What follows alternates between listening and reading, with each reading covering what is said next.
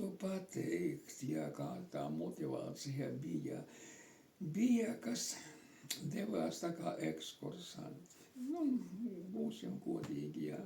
Bija tādi. Daži, kā saka, bija atved savus tādus pusaudzīšus, lai no viņiem, kā saka, atbrīvoties, lai mums būtu brīvākā dzīve, lai viņi iet visi. Nu, bet citi bija, kā saka, ar asariņām gāja. Jā, gāja tiešām pie Dievmātes lūgties. Jā, nu, padomju laikā, tā, protams, tā lieta nebija izplatīta tā, jo es kā minēju, tur tā pilsēta nebija tas Somersets, jā, nu, tagad nezinu, vai viņš pārsaukta savādāk, vai paliekās tas Somersets, vai jeb zem Aglonas, laik droši vien, ka zem Aglonas viss tur skaitās, jā, nu, kurie, kā saka, nu, izdomāja iet, viņš aizgāja, neviens nezināja. Ja brauca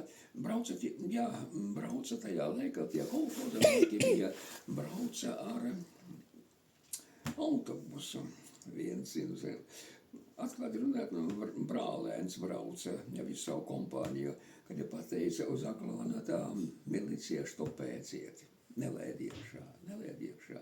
Tad jau vajadzēja kaut kur atstāt, kas kādu autobusu, nu, doties kājām. Motīvi ir ļoti daudzi dažādi, kur jaunieši iet. Un tas jaunieši citreiz iet, jo domā, ka tas būs laba atpūtas vieta, tusiņa vieta, kad varēs izklaidēties, bet svētceļojums nav tikai viena izklaides vieta. Tā ir tāda kā tikšanās ar Dievu vietu, pārdomu vieta, mainīšanās vieta, kur tiek svinēta svētā mise, notiek adorācija, var saņemt arī grēku sūdzes, jeb izlīgšanas sakramentu, parunāties ar priesteri. Tas ir svētceļš, kur mēs ejam un slavējam Dievu, bet tie motīvi katram cilvēkam ir dažādi.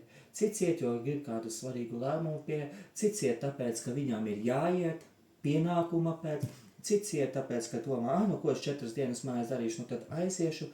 Nu, tas ir katram dažādi motīvi, bet svētceļojumā ir tas pats labākais, ka tu nonāc tai galamērķī.